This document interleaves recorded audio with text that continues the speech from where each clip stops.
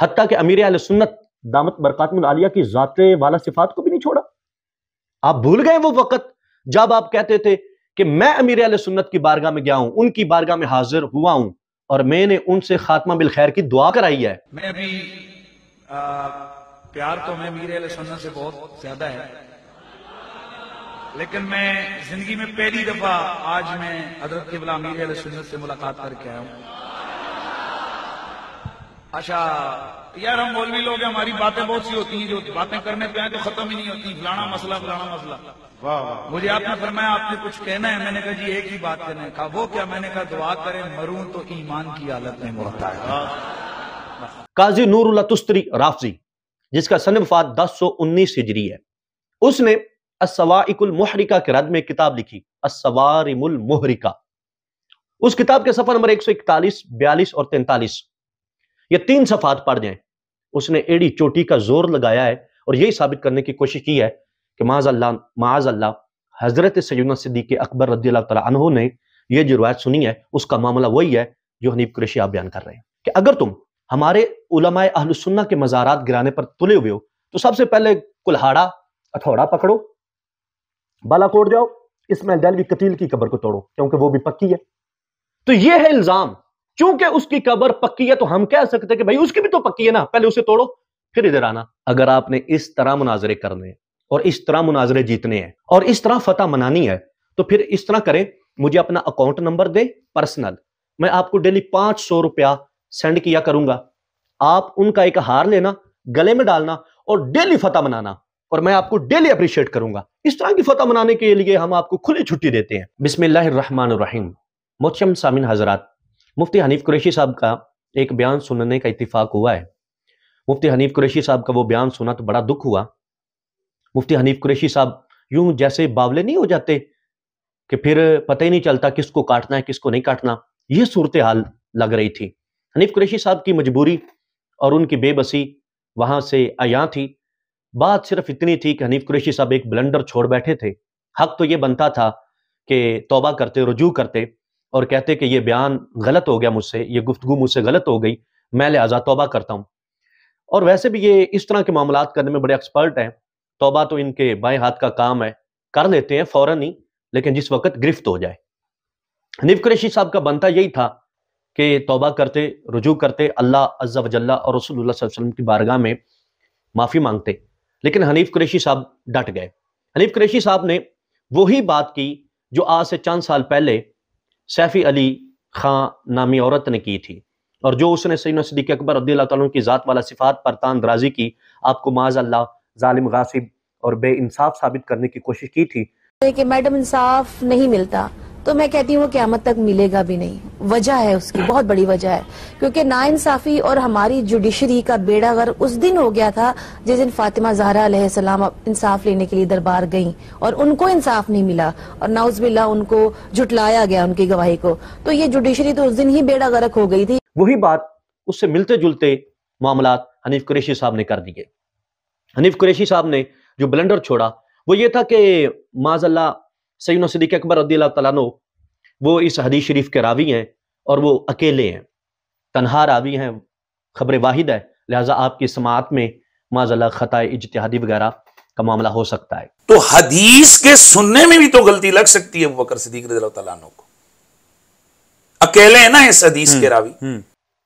اب جس وقت حنیف قریشی صاحب نے سیفی علی خان جیسا بیان دے دیا کہ جس کا نتیجہ وہ بھی یہی نکال رہی تھی کہ معاذ اللہ حضرت سیدنا صدیق اکبر رضی اللہ تعالیٰ عنہ سے یہ معاملہ ہوا، اس کی بات کا بھی نتیجہ وہی بن رہا تھا۔ حنیف قریشی کو علماء کرام نے بڑا سمجھایا، یہاں تک کہ بتایا کہ تم نے جو اعتراض کیا ہے اور تم نے جو بات کی ہے یہ تو تاجدار گولڑا حضرت سیدنا پیر مہر علی شاہ صاحب رحمۃ اللہ علیہ اپنی تذکرہ شریف میں نقل فرما چکے ہیں کہ روافظ یہ اعتراض کرتے ہیں، یہ شیعوں کا اعتراض ہے جو تم نے اپنا بنا کے پیش کر دیا ہے، لہٰذا تمہیں سوچنا چاہیے، توبہ کرنی چاہیے، رجوع کرنا چاہیے۔ لیکن حنیف قریشی صاحب ڈٹ گئے۔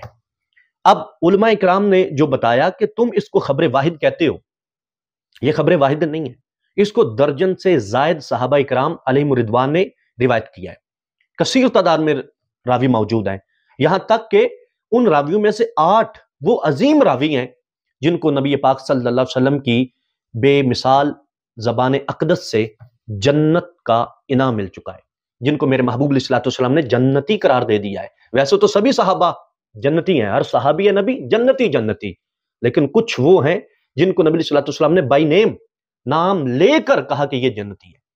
तो ऐसे 8 सहाबा किराम जिनको नबी पाक सल्लल्लाहु अलैहि वसल्लम ने जन्नत का इनाम अता फरमाया, वो इस हदीस के रावी हैं। हनीफ कुरैशी साहब को अपनी गुफ्तगू की संगीनी का अंदाजा हो गया था, लेकिन कुछ भरम रखना था, क्योंकि खुद को मुनाजिर कहते हैं ना, मुनाजिर आजम कहते हैं, और बाज़ जगह इनके अलकाबात में इमामुल मुनाजिरीन भी लगा होता है। तो अब समझा कि नहीं, अब नहीं मैं पीछे हटूंगा, अब मैं इस बात पे पक्का रहूंगा, और डट गए हजरत साहब। मैं बताना चाहता हूं कि सिर्फ हजरत सैयदना पीर मेहर अली शाह साहब रहमतुल्लाह अलैह ने तस्फिया शरीफ में नकल नहीं किया कि यह रवाफिज का एतराज है, बल्कि हकीकत में रवाफिज की किताबों में यह एतराज मजकूर है, मौजूद है। हनीफ कुरैशी साहब को समझना चाहिए कि जो बात राफजी करते थे मैं वो कर बैठा हूं।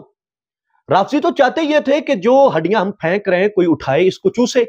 जो बोली हम बोल रहे हैं, आले सुन्नत कहलाने वाले वो बोली बोले, जो एतराज हम उठा रहे हैं ये एतराज उठाया जाए, और जो नतीजा हम निकालना चाहते हैं वो नतीजा निकाला जाए। हनीफ कुरैशी साहब, इसके मोहरे भी आप ही निकले, ये सेरा भी आपके सर पे आया कि जो हड्डियां रवाफिज ने चूस के फेंकी थी वो आप चूस रहे हैं। देखें, हमारे अकाबिरीन ने तहकीक में अल्हम्दुलिल्लाह बड़ा काम किया, बड़ा कुछ उन्होंने लिखा, बड़ा कुछ उन्होंने बयान किया।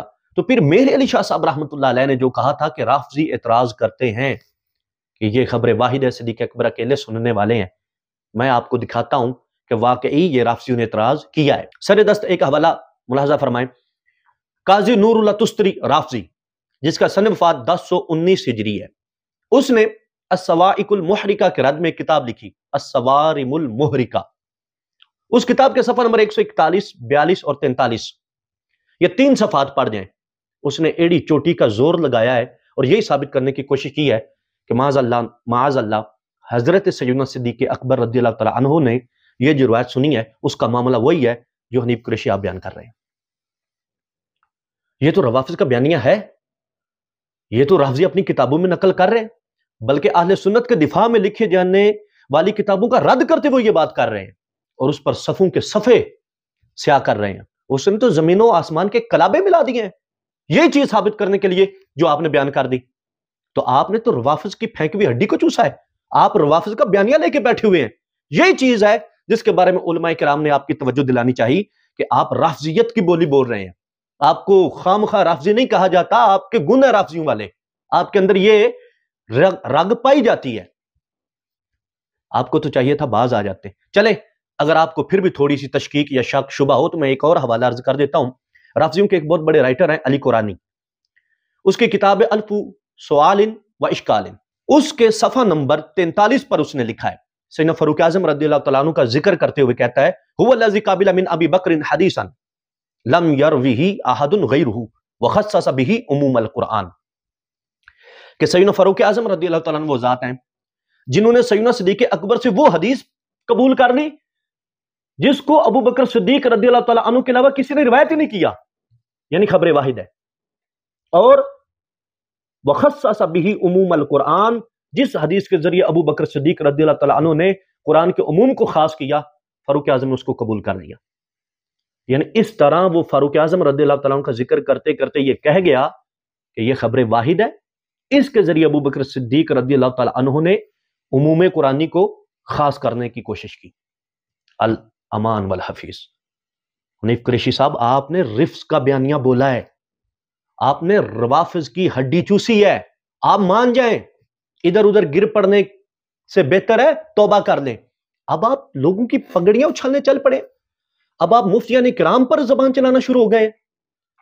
हम तो यह समझते थे कि चलो यार कुछ रत्ती बारिश में गैरत होगी, मुनाजिर कहता है खुद को बड़ा जिम्मेदार कहता है, सुन्नत का नुमाइंदा खुद को कहता है, कुछ तो ख्याल होगा इसे। लेकिन तुमने किसी की कोई हया ही नहीं रखी, रवाफिज का बयानिया बोल के अब चढ़ दौड़े हो दावत इस्लामी के मुफ्तियान किराम पर और जैद अमर बकर करके सवालात जड़ना शुरू कर दिए हैं। तुम्हारे मसाइल जिनसे हैं उनसे बात करो। तुम्हें हुजूर मुफक्किर इस्लाम कंजुल उलमा डॉक्टर मोहम्मद अशरफ आसिफ जलाली दामत बरकातुहुल आलिया के शागिर्द रशीद استاذ مکرم ڈاکٹر محمد زاہد قادری نعمانی زیدہ شرفہ نے کتنی بار بلایا ہے، ان کا سامنا کر لیتے نا تو آج تمہیں زید عمر بکر کر کے سوالات کرنے کی ضرورت نہ پڑتی، تم سامنے بیٹھ جاتے، مسئلے حل ہو جاتے۔ کتنی دیر تمہیں بلاتے رہے لیکن اپنی بل میں بیٹھے رہے ہو، وہاں سے نکلے نہیں ہو۔ اب تم علماء کرام کو کہہ رہے ہو کہ جی زید یہ کہتا ہے، بکر یہ کہتا ہے، اور یہودیت کی چال، باتیں کاٹ چھانٹ کر، وہ باتیں جن کا ازالہ ہو گیا، جن پر معاملے ہو گئے، جن سے گفتگو ہو گئی، ان کو دوبارہ کھینچ رہے ہو۔ تمہاری ایک ایک خیانت کا اگر پردہ چاک کیا جائے تو اس کے لیے کئی گھنٹے کے پروگرام ریکارڈ کروانے پڑے۔ میں عوام اہل سنت سے عرض کروں گا، یہ مکاری کر رہا ہے، یہ فریب کاری کر رہا ہے، دجل کر رہا ہے، اس میں انصاف کی رتی بھی نہیں ہے، اس بندے نے انتہا کر دی ہے۔ اگر آپ کو ان دو حوالوں سے بھی تسلی نہ ہو تو چلیں ایک اور حوالہ آپ کو دے دیتے ہیں، اور یہ اردو کی کتاب کا دے دیتے ہیں۔ غلام حسین نجفی کا نام شاید آپ کی نظروں سے گزرا ہو یا آپ نے کبھی سنا ہو کہ اہل سنت کے خلاف لکھنے والے جتنے شیعہ ہیں ان میں ایک الگ نام ہے اس بندے کا، اور اس نے اہل سنت پر ہاتھ صاف کرنے کے لیے کوئی موضوع نہیں چھوڑا۔ اس نے سری بکواسات اہل سنت کے خلاف، بالخصوص صحابہ کرام علیہم رضوان اور خلفاء ثلاثہ کے بارے میں بڑی غلیظ زبان استعمال کرتا ہے۔ غلام حسین نجفی، اس کی کتاب ہے جاگیر فدق۔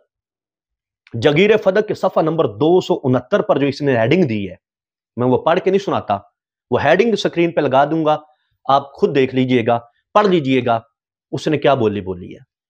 پھر اسی جاگیر فدق کے صفحہ نمبر 302 پر جو اس نے نتیجہ بحث نکالا ہے اس کو بھی آپ پڑھ لیں، سکرین کے اوپر غور سے دیکھ لیں کیا نتیجہ نکالا ہے۔ اس کی یہ ساری کتاب پڑھیں اور اس کا خلاصہ نکالنا چاہیں تو خلاصہ یہی نکلے گا جو حنیف قریشی صاحب نے خبر واحد والا بلنڈر چھوڑا ہے۔ اب علماء کرام کی ذمہ داری تھی وہ بتاتے کہ یہ خبر واحد نہیں ہے، اور جو اس کو خبر واحد کہتا ہے وہ بندہ علم حدیث سے نہ بلد ہے، نہ آشنا ہے، جاہل ہے وہ بندہ۔ حضرت کو اتنا غصہ آیا کہ اپنی جتنی بڑاس تھی وہ ساری نکال دی، جو بنتی تھی وہ تو نکالی، جو نہیں بنتی تھی وہ بھی نکال دی۔ واہ قریشی صاحب، آپ کی چال بازیاں، بلکہ آپ کی الٹ بازیاں، آپ کی کلا بازیاں، آپ نے کیا سے کیا رنگ دکھانے شروع کر دیے ہیں۔ جب قریشی صاحب نے دیکھا نا کہ چاروں طرف سے میری کھچائی ہو رہی ہے اور اب نکلنے کا کوئی رستہ نہیں رہا، تو چونکہ مناظر ٹھہرے پینترا بدلا، کہنے لگے نہیں میرا یہ موقف نہیں ہے، ہاں میں جانتا ہوں اس حدیث کے راوی بہت زیادہ ہیں، میں تو الزامی جواب دے رہا تھا، میں تو الزام قسم کے طور پر کہہ رہا تھا، میں تو ان کو الزامی طور پہ جواب دے رہا تھا، یہ میرا موقف نہیں ہے۔ الزام دینے کے لیے اپنا موقف ہونا ضروری نہیں ہے۔ واضح آپ کے سامنے یہ گفتگو ہے کہ میں ان کے اوپر الزامی جواب کے طور پر ان کو ٹونٹ کر رہا ہوں، کہ میں ان کے اوپر الزامی جواب کے طور پر ان کو ٹونٹ کر رہا ہوں، کہ میں ان کے اوپر الزامی جواب کے طور پر ان کو ٹونٹ کر رہا ہوں۔ اچھا جناب والا، چل اتنی بات تو آپ کی قبول کر لی جاتی ہے کہ جب الزامی جواب دیا جاتا ہے ضروری نہیں ہوتا کہ اپنا موقف ہو، اپنا مذہب ہو، اپنا عقیدہ و نظریہ ہو۔ کیا یہ ضروری نہیں ہوتا کہ اگلے کا ہو؟ یعنی الزامی جواب دینے کے لیے ضروری ہے کہ جس کو آپ الزامی جواب دے رہے ہیں وہ اس عقیدے، اس نظریے، اس بات کا قائل ہو، وہ اس کے ہم مسلم ہو۔ جب وہ بات اس کے ہم مسلم ہی نہ ہو، ہم اس کو الزامی طور پر جواب بنا ہی نہیں سکتے۔ ایک سادی سی مثال میں عرض کرتا ہوں، دیکھیں غیر مقلدین وہابیوں سے اور دیوبندیوں سے ہمارے بے شمار فروعی اور اصولی اختلافات موجود ہیں۔ ایک مسئلہ ہمارا ان کے ساتھ یہ بھی ہے، وہ کہتے ہیں کہ اولیاء اعظام کی، علماء کرام کی قبریں پکی نہیں ہونی چاہیے، وہ قبریں گرانے پر تلے رہتے ہیں، کہتے ہیں یہ قبر پکی ہے، یہ مزار پکا، اسے گرا دو۔ تو ہم الزامی طور پر ان کو کہہ سکتے ہیں کہ اگر تم ہمارے علماء اہل السنہ کے مزارات گرانے پر تلے ہوئے ہو تو سب سے پہلے کلہاڑا ہتھوڑا پکڑو، بالا کوٹ جاؤ، اسماعیل دہلوی قتیل کی قبر کو توڑو کیونکہ وہ بھی پکی ہے۔ تو یہ ہے الزام، چونکہ اس کی قبر پکی ہے تو ہم کہہ سکتے ہیں کہ بھائی اس کی بھی تو پکی ہے نا، پہلے اسے توڑو پھر ادھر آنا، پھر ہم دیکھیں گے۔ قرآن و حدیث کے دلائل اپنی جگہ، الزامی طور پر ہم کہہ سکتے ہیں، لیکن اگر اسماعیل دہلوی کی قبر پکی ہی نہ ہوتی اور ہم کہہ رہے ہوتے کہ جاؤ پہلے اس کی قبر توڑو وہ پکی ہے، تو وہ سیدھا سے کہتے ہیں کہ سنی صاحب اس کی قبر پکی نہیں ہے، آپ بلنڈر چھوڑ رہے ہیں، آپ غلط بیانی کر رہے ہیں۔ تو جناب والا کچھ اسی طرح کی سچویشن آپ کی ہے۔ آپ نے کہا چونکہ یہ خبر واحد ہے، چونکہ حضرت سیدنا صدیق اکبر اکیلے راوی ہیں، لہٰذا ان سے بھی سماعت میں معاذ اللہ یہ معاملہ ہو سکتا ہے۔ تو جناب والا آپ جس پر بنیاد ڈال رہے ہیں وہ بنیاد ہی غلط ہے، وہ بنیاد ہی درست نہیں ہے۔ اور آپ جو ہمیں الزام دینے کا کہہ رہے ہو تو ہم پر وہ الزام آ ہی نہیں سکتا، ہم واحد کے قائل ہی نہیں ہیں. ہم تو کہتے ہو کثیر راوی ہیں، درجن سے زائد راوی ہیں، ان میں سے 8 اشرہ مبشرہ میں سے ہے. تو الزام کیسے بن گیا ہمارے لیے؟ آپ نے خود کو کہا کہ میں بڑا مناظر ہوں، میں یہ کرتا ہوں، میں وہ کرتا ہوں. یہ کرتے آپ شاید اسی لیے آپ اپنی کھڈ سے نکلنا نہیں چاہتے، کیونکہ آپ ننگے ہو جائیں گے اور لوگوں کے سامنے آپ کا جو بھرم بنا ہوا ہے نا وہ سارے کا سارا زمین بوس ہو جائے گا. پھر ایک اور پینترا بدلا، ایک اور کلا بازی کھائی، بلکہ الٹ بازی مار کے آئے. میں مناظر ہوں، مجھے پتا ہے کب دانا ڈالنا ہے، کب کسی کو اڑونگے میں لینا ہے، کب رسی کھینچنی ہے. تو میں نے تو یہ چال چلی تھی. میں تھوڑا سا مناظرے کے ساتھ میرا شغف ہے اور مجھے معلوم ہے کہ کہاں دانا ڈالنا ہے اور کہاں ڈوری کھینچنی ہے، کہاں ڈوری اس کو کھلا چھوڑنا ہے اور کس طرح جھٹکا دے کر پھر جناب اڑونگے میں لانا ہے. تو اسی طریقے کے مطابق میں نے ان کے آگے ایک دانا ڈالا تھا پچھلے دنوں، تو انہوں نے وہ دانا چگ لیا. پہلے موقف بنا کے پیش کر دیا، اعتراض جڑ دیا، پھر ایک اگلا ہیلا کیا کہ میں الزام دے رہا تھا، اور پھر آگے کہہ دیا ہو میں مناظرہ جیت گیا. جناب والا پہلی بات تو یہ ہے، اگر آپ نے اس طرح مناظرے کرنے اور اس طرح مناظرے جیتنے ہیں اور اس طرح فتح منانی ہے تو پھر اس طرح کریں، مجھے اپنا اکاؤنٹ نمبر دیں پرسنل، میں آپ کو ڈیلی 500 روپیہ سینڈ کیا کروں گا. آپ ان کا ایک ہار لینا، گلے میں ڈالنا اور ڈیلی فتح منانا، اور میں آپ کو ڈیلی اپریشیٹ کروں گا. اس طرح کی فتح منانے کے لیے ہم آپ کو کھلی چھٹی دیتے ہیں. وہاں بیٹھے مناظرے کی چال چل رہے ہیں. جناب والا یہ مناظرانہ چال نہیں، یہ آپ کی منافقانہ چال ہے، یہ آپ کا دجل ہے، یہ آپ کا کذب ہے، یہ آپ کی ہوشیاری ہے، چالاکی ہے. مناظرانہ چال چل رہے تھے. مناظرے کے لیے جب بلایا جا رہا ہے تب تو آپ کے قدم پاک میں حرکت نہیں آئی. اب آپ کہتے ہیں کہ میں مناظرے کی چال چل رہا ہوں، وہاں بیٹھے. اچھا مناظرہ شروع نہیں ہوا، چالیں مناظرے کی کتنی باتیں کریں یہاں پہ چھوڑے.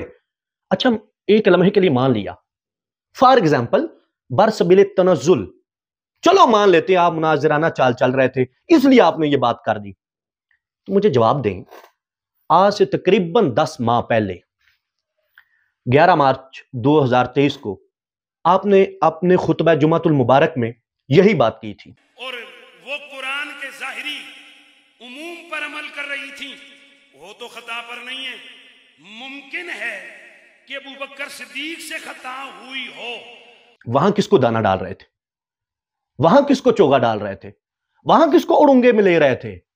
مقتدیوں کو جو آپ کے پیچھے جمعہ پڑھنے آتے ہو، ان کو اڑونگے میں لے رہے تھے، ان کو اعتماد میں لے رہے تھے. اس وقت کون سا مناظر تھا آپ کے سامنے؟ کس کے ساتھ مناظرے کی بات چل رہی تھی؟ کس کے ساتھ آپ مناظرانہ چال چل رہے تھے؟ کون تھا اس وقت؟ بہانے ڈالتے ہیں آپ کیا سمجھتے ہیں کہ معاذ اللہ استغفر اللہ یہ عوام اہل سنت پاگل ہے، ان کو عقل نہیں ہے، یہ کچھ حالات و واقعات کو دیکھتے نہیں ہیں؟ کیا سمجھ کے آپ نے یہ بلنڈر چھوڑ دیا کہ میں مناظرانہ چال چل رہا تھا؟ اس کو بھی چھوڑے. 26 مارچ 2023 آپ نے دوبارہ یہی بات کی کہ حضرت سیدنا صدیق اکبر رضی اللہ تعالیٰ عنہ اکیلے راوی ہیں، تو یہ معاملہ ہو سکتا ہے. امکان تو دونوں طرف سے، اور حضرت سیدنا ابوبکر صدیق رضی اللہ تعالیٰ عنہ آپ خبر واحد پر جو ہے نا وہ عمل کر رہے ہیں. سیدہ کائنات بقول صحابہ کرام کے اجماع کے کہ وہ عموم قرآنی پر عمل کر رہی ہیں. تو امکان تو ادھر بھی ہے اور امکان تو ادھر بھی ہے، امکان تو دونوں طرف ہے. اس وقت کس مناظر کو آپ دانا ڈال رہے تھے؟ اس وقت کس کو اڑونگے میں لے رہے تھے؟ جناب والا آپ یہ بلنڈر چھوڑ کے خود اڑونگے میں آ چکے ہیں، اور خدا را باز آ جائیں. آپ نے وہ معاملے چھیڑ دیے جن کا معاملہ ختم ہو چکا تھا. آپ اپنے آپ کو بچانے کے لیے لوگوں پر کیچڑ اچھالنا شروع ہو گئے ہیں، اور وہ جو مسلک اہل سنت کا کام کر رہے ہیں، وہ جو فکر رضا کو عام کر رہے ہیں، اب ان پر بھی حملہ آور ہو گئے ہیں. اس بات کا ہمیں بڑا دکھ ہوا کہ آپ ہمارے ساتھ جو کر رہے تھے سو کر رہے تھے، کبھی آگا پیچھا کاٹ کے، ماں قبل ماں بعد سے ہٹا کر، سیاق و سباق بدل کر، کبھی کچھ کر کے، کبھی جھوٹ بول کے، کبھی قطع برید کر کے، کبھی دجل کاری کر کے، کبھی یہودیت کی روش پر چلتے ہوئے ہمارے ساتھ تو آپ خیانتیں کاری رہے تھے. آپ نے دعوت اسلامی جیسی تحریک، پرامن تحریک کو بھی نہیں چھوڑا، ان کے مفتیان کرام کو بھی نہیں چھوڑا، حتیٰ کہ امیر اہل سنت دامت برکاتہم العالیہ کی ذات والا صفات کو بھی نہیں چھوڑا. آپ بھول گئے وہ وقت جب آپ کہتے تھے کہ میں امیر اہل سنت کی بارگاہ میں گیا ہوں، ان کی بارگاہ میں حاضر ہوا ہوں اور میں نے ان سے خاتمہ بالخیر کی دعا کرائی ہے. میں ابھی پیار تو ہمیں امیر اہل سنت سے بہت زیادہ ہے، لیکن میں زندگی میں پہلی دفعہ آج میں حضرت قبلہ امیر اہل سنت سے ملاقات کر کے آیا ہوں۔ اچھا یار ہم مولوی لوگ ہیں، ہماری باتیں بہت سی ہوتی ہیں، جو باتیں کرنے پہ آئیں تو ختم ہی نہیں ہوتی، فلانا مسئلہ فلانا مسئلہ۔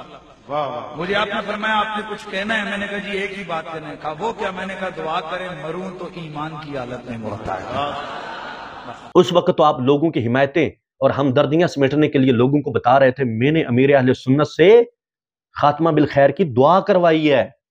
جناب والا یہ کب کے معاملے ہیں؟